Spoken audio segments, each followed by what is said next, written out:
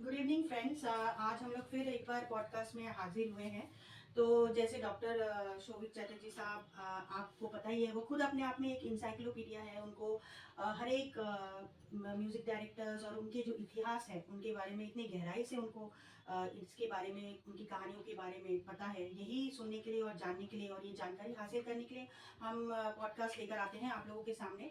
तो सबसे बड़ी बात यह है कि जो म्यूजिक का जो योगदान है वो हमारे संगीत के जगत में ही नहीं बल्कि हर एक इंसान के व्यक्तिगत जीवन में एक बहुत ही महत्वपूर्ण स्थान रखता है। और मुझे ये लगता है कि हम लोग जैसे गाना सुनते हैं, सुनने के साथ साथ उस गाने के पीछे की कहानी और उस गाने के पीछे का इतिहास ये जानना भी एक अपने आप में बहुत बड़ी ज़रूरत रखता है। और आजकल के लोग पॉडकास्ट में यही सब बातें लेकर आते हैं जिसमें हम गाने के पीछे या उस म्यूजिक निर्देशक के बारे में, उनके इतिहास के बारे में हम आपको सारी जानकारियाँ देते हैं। तो आज जो डॉक्टर शोभित चैटर्जी और मैं यहाँ पर आए हैं, तो मैं उनसे आज वो जो जिस शिक्षक पे बात करेंगे और जिस म्यूजिक डायरेक्टर के बारे में वो बात करेंगे, उनके बारे में तो जैसे सूरज को दिखाने का मतलब मैं कुछ बोल ही नहीं सकती हूँ, ये आपको बोलेंगे वो। तो आज हम नौशाद जी के बारे में कुछ उनकी कहानियों के बारे में, उनके इतिहास के बारे में कुछ जानेंगे।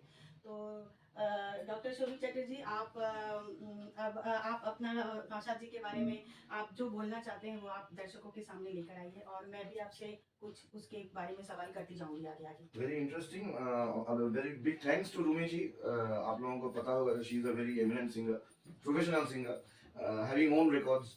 Regarding Naushad sahab, very well said that Naushad sahab के बारे में कुछ कहने का मतलब है सूरज को रोशनी देना। एज फार एज नौशाद साहब इज कंसर्न, कोई भी गाना मैं अगर द मोमेंट आई सिलेक्ट वो गाना, देखा जाएगा कि एक एक गाने वो एक मिसाल है। मतलब इंग्लिश में वो कहते हैं this these are masterpieces. सारी जिंदगी में नौशाद साहब, it was a span of around 50 years, 50 सालों में जाके सिर्फ 67 फिल्म्स में काम किया है। लेकिन एक एक फिल्म और एक एक जो ऑर्केस्ट्रेशन है, इट वाज वेरी वेरी, जो कहते हैं टेक्निकल, नॉट ओनली ब्रिलियंस। उसके साथ एक तो बात है कि नौशाद साहब के साथ जुड़ा हुआ है बड़ा नाम, वो है शकील बदायूनी जी का नाम, क्योंकि the lyrics used to write was very meaningful, very sensible.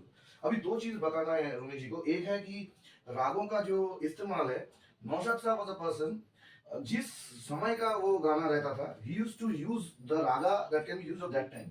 जैसे एक फिल्म है Leader, successful film of Dilip Kumar साहब एंड वैजयंती माला जी।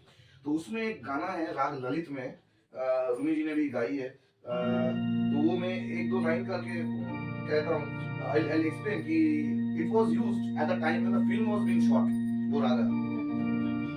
एक शहंशाह ने बनवा के हंसी ताजमहल, सारी दुनिया को मोहब्बत की निशानी दी है।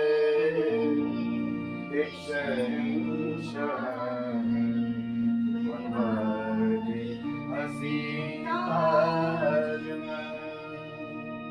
सेकंड थिंग जो रूमी जी भी सहमत होगी इस बात में कि नौशाद साहब, उसको he was a music director जिनको ना प्रोड्यूसर ना डायरेक्टर वो जाके थोप नहीं देते थे। मतलब I I want this singer to sing for this particular actor. तो एक फिल्म था आदमी, बहुत सक्सेसफुल फिल्म था 1968 में, दिलीप कुमार साहब का फिल्म। तो हाँ, मैंने सुना था कि उसमें एक गाना है जो बहुत सारे सिंगर्स, दो तीन सिंगर्स को लेकर वो गवाया गया था वर्जन। जैसे आजकल हम वर्जन सॉन्ग बोलते हैं ये, लेकिन ये प्रथा बहुत सालों पहले आ चुका है, जिसको बहुत लोगों को पता नहीं है। हम लोग ये सोचते हैं कि वर्जन सॉन्ग अभी करते हैं, एक ही कलाकार एक ही गाने को बहुत सारे कलाकार गाते हैं। ये अभी से प्रसिद्ध नहीं है, ये मुझे लगता है कि हमारी संगीत जगत जब से शुरू हुआ है तब से ये चल रहा है, क्योंकि एक गाना था आदमी फिल्म में, वो गाने का कैसी हसीन आज बहारों की रात है, एक चांद आसमां पे एक मेरे साथ है, वो देने वाले तूने तो कोई कमी न की, अब किसको क्या मिला है, मुकद्दर की बात है। नौशाद जी ने 2 गायकों को गवाया था और फिर बाद में ओरिजिनली किसी एक का ही उन्होंने रखा था। बहुत ही बेहतरीन सवाल। इस सवाल से ऊपर कोई सवाल नहीं हो सकता है। दिस सवाल brings us to the question कि नौशाद साहब बहुत अनकॉम्प्रोमाइजिंग कंपोजर थे। तो वो क्या किया, रफी साहब को इस्तेमाल किया ये गाने में दिलीप कुमार साहब के लिए। सारे लोगों को पता है कि रफी साहब के बारे में मैं छोड़ देता हूँ।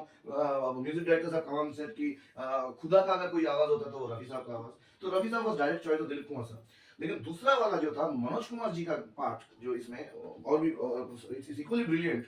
तो मनोज कुमार का उस जमाने में 1968 का जो जमाना मैं बोल रहा हूँ, उस समय में सबसे अच्छा उनका बॉन्डिंग रहता था महेंद्र कपूर साहब के साथ। महेंद्र कपूर सारे लोगों को पता है कि very high pitch singer, very well behaved singer, polite, और वो भी रफी साहब का ही वो स्टूडेंट था।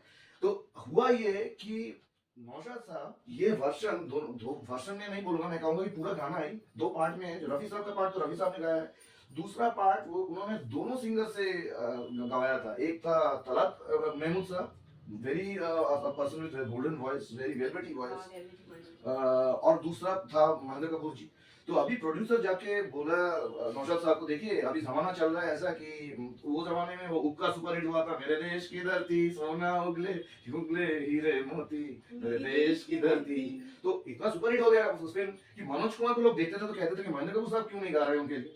तो अल्टीमेटली जाके फिल्म में आदमी में ये गाना रफी साहब के साथ महेंद्र कपूर जी नहीं गा रहे। लेकिन नौशाद साहब जो ओरिजिनल रिकॉर्डिंग किया है उसमें तलत साहब का भी गाना था। वो जाके प्रोड्यूसर और रिकॉर्डिस्ट को बोला कि ये पार्ट में हरगिज मैं मिटाऊंगा नहीं, वो रह जाएगा। तो अभी भी रिकॉर्ड में है, लोग अगर सुनना चाहते हैं यूट्यूब में जाके सिर्फ ये